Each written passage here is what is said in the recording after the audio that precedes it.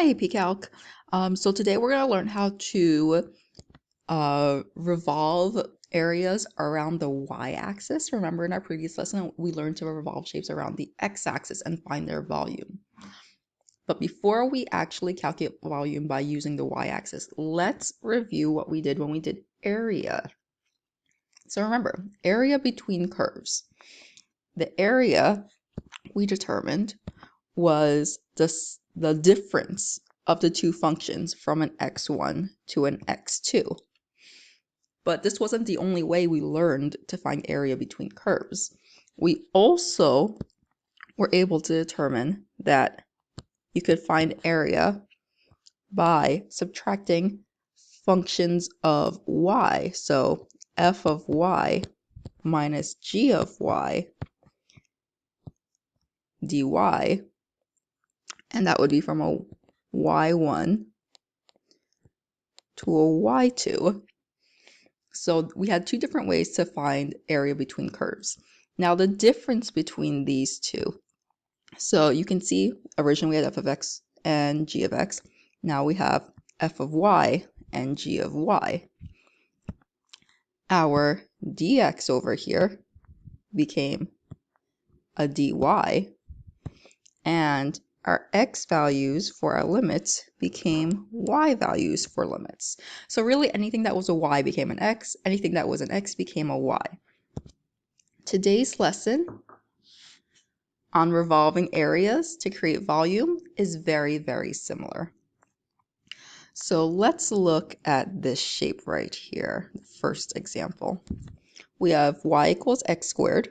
So let me draw that in first. It's always good to have a picture when you're doing area and volume.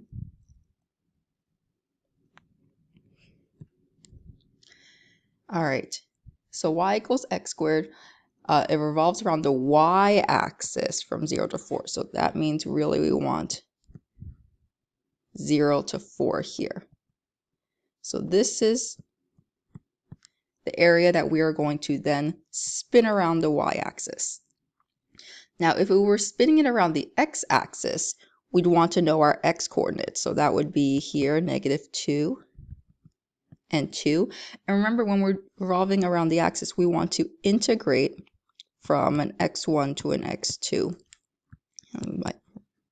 Write v equals. And we basically are integrating circles. So pi r squared, but r was really determined by our function. So it's pi f of x squared. So just like with area, we're going to do something very similar. This one that I just wrote, that's around the x-axis. So revolve around the x-axis.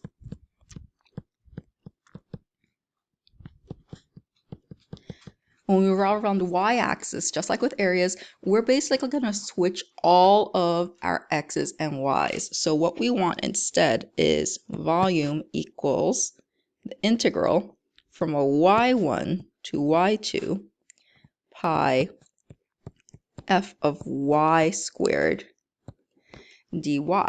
So we can see, just like with area, instead of f of x, we have f of y. Instead of a dx, we have a dy. And instead of x values for our limits, we have y values for our limits. All right, so first things first, we know our limits of integration. Those are 0 and 4. So we know what to sub in.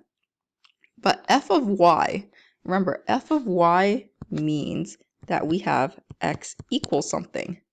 We don't have that right now. We have y equals x squared.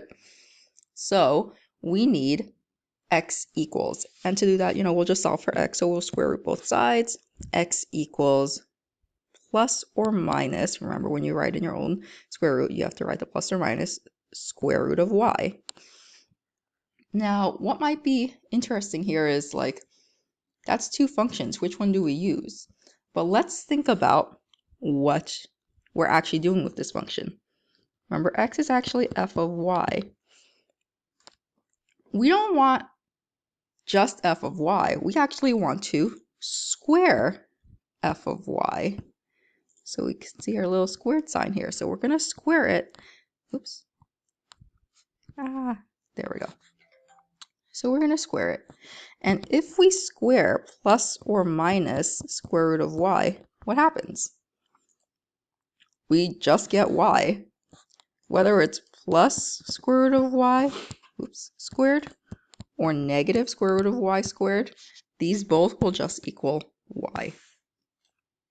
So it doesn't matter which one, you're going to get the same answer both ways. All right, so let's actually use this in our formula now, and I have like run out of space on here. So we are going to integrate from, let's see, our y starts at 0, ends at 4, pi y dy. Remember, pi is a constant multiple.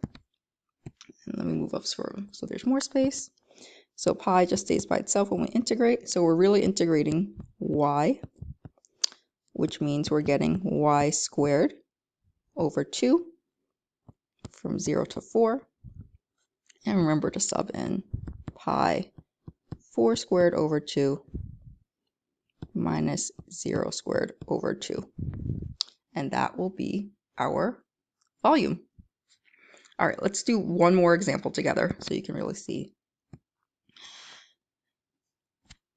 So we have another region to revolve around the y-axis. Now I didn't provide a little graph here, but we should always sketch a graph. So it's between x equals 0 and y equals 9. Here's x equals 0. Let's say y equals 9 is like here. And then we have 2 square root of y. 2 square root of y, you can graph it, or you can make a little like table of values to see where points are. But it's going to look something like this. All right, remember, these are our boundaries. X equals 0, y equals 9, and the graph itself. So here is the area that we are revolving around the y-axis. All right, so just like with above, we're going to make a volume integral. Oops. We need our lower and upper y values, that's 0 and 9. We need our pi, and we need our f of y, which is really x. So luckily we already have x equals in this example. So we need 2 square root of y squared dy. So there is the setup for us. It's just very similar to the setups we had before, pi r squared, but in this case pi f of y squared, not f of x. All right, and if we solve this, if we square 2 square root of y, we're going to get 4y. 4 and pi are both constant multiples, so they'll just stay where they are. If we integrate y, we get y squared over 2 like before, and we're doing that from 0 to 9. And just remember to sub in 9 squared over 2 minus 4 pi 0 squared over 2, which is just going to be 0, but still. All right, so if you have any questions about how to revolve around the y-axis, remember, I am online every day during our period, and or please send me an email if you're not going to be online then. All right, just by the way, we're going to finish this unit this week, so look forward to it. We're going to start review next week. All right, guys, stay safe.